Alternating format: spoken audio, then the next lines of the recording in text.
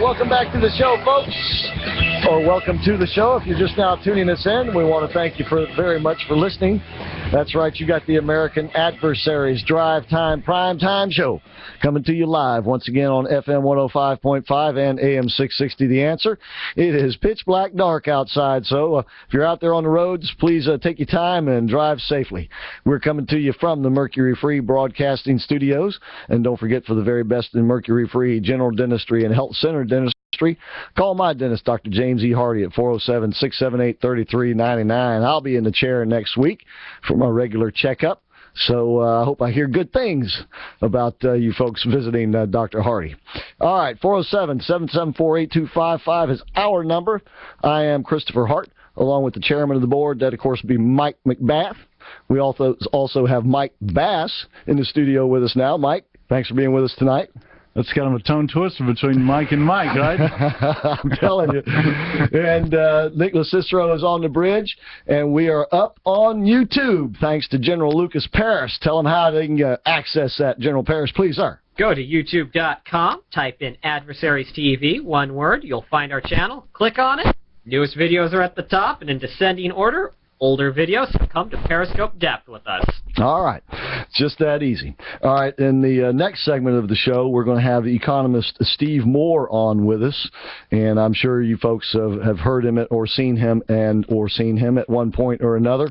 And we'll be talking to him about the recently passed budget deal. We'll also be talking to him about the Fed. You know, Janet Yellen just spoke today in front of I believe it was a House committee about interest rates. And we're also going to talk to him about what Donald Trump said about interest rates.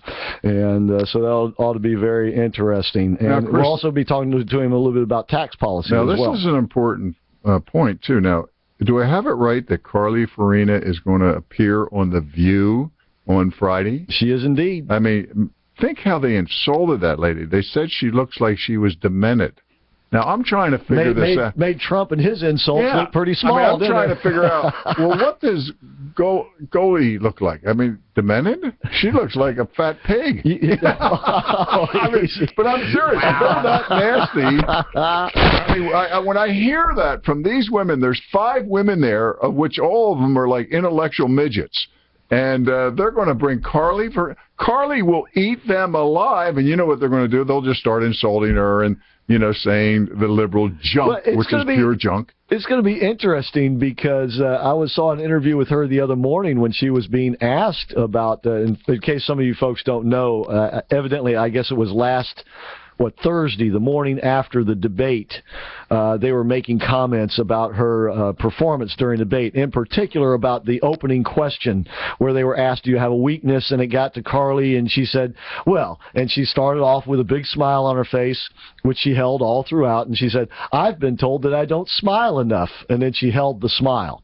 Well, evidently the gals on The View took issue with that, and were very, let's just say, very cat-like in their commentary. Wasn't there a movie, Mean Girls? Well, they could have definitely auditioned for that after those statements they made. Terrible. They were certainly cutting her down pretty handily there, and so her response to them was to, and I quote now, man up. Actually, she did say that. She said, have them put me on the show. Yeah. But I'm not sure if I heard late in the day that she was not going to be on. I hope she's on, because I never watched the show, but I might. She announced the other morning that she would be on the show Friday. So unless there has been a change, she herself announced it Monday morning, I think it was, maybe it was yesterday morning, that she will be on the show Friday to respond to and to sit on the couch. Do you think with beautiful Whoopi will be on there? Oh, that's an attractive woman. Did y'all hear that Whoopi said that that they were responsible for making Carly's points go up, which is really amazing. Oh, they're taking credit for that. Are Can you kidding imagine me? Yeah, right. Yeah, Whoopi, we watch you every day. I don't even know what channel you're on except I trip across it, But this is a problem with liberals. They take themselves way too seriously. No, I mean, if they knew what a joke they were, if you were just observing from the outside. All right. Wow. You'd think a comedian like Whoopi would know such a thing.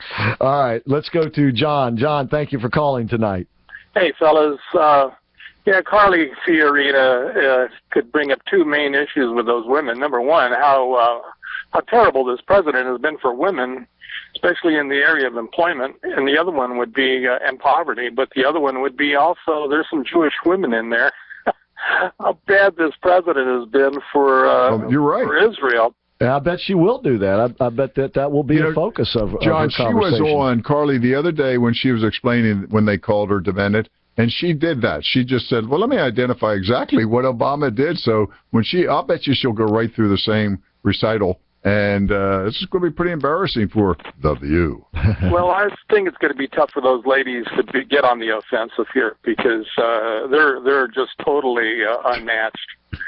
This Carly is just going to put the shame on them, hopefully. John, they need to be masked. The reason I had called was that I wasn't sure if you fellas have checked out the YouTube of 20 years ago when Donald Trump was on the Oprah show.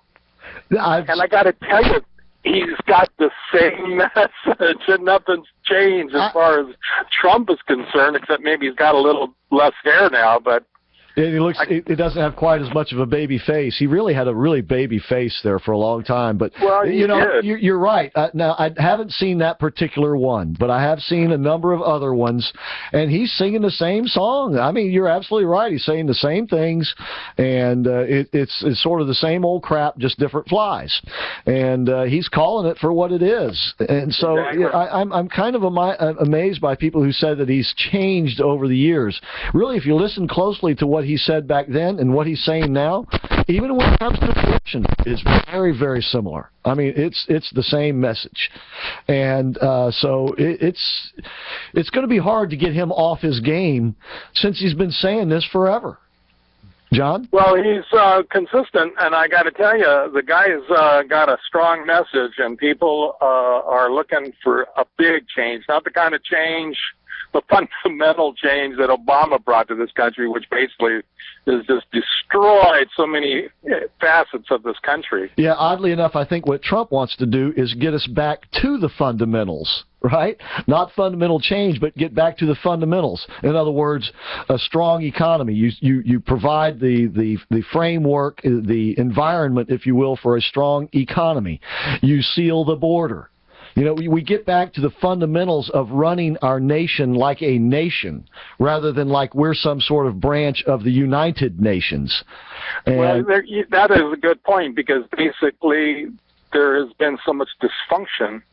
No, they're not doing their jobs. Well, they're doing what they want to do. They're not doing what we put them there to do. You see, there's a big difference. Not only that, but the idea that, you know, we have constitutional law, we have the rule of law. There are things that they're supposed to do, there are things that they're not allowed to do, and they're disregarding all of that. Well, they dance on the edge a whole lot. You're absolutely right about that. I wouldn't say they disregard it all the time, but nonetheless, they're doing more work to benefit themselves and others like them than they are for the population, the general population. And that's why many of them are going to lose their jobs and have been losing their jobs. John, and trying to pinhole him, do you think if he were a football coach, Obama would have been a great coach?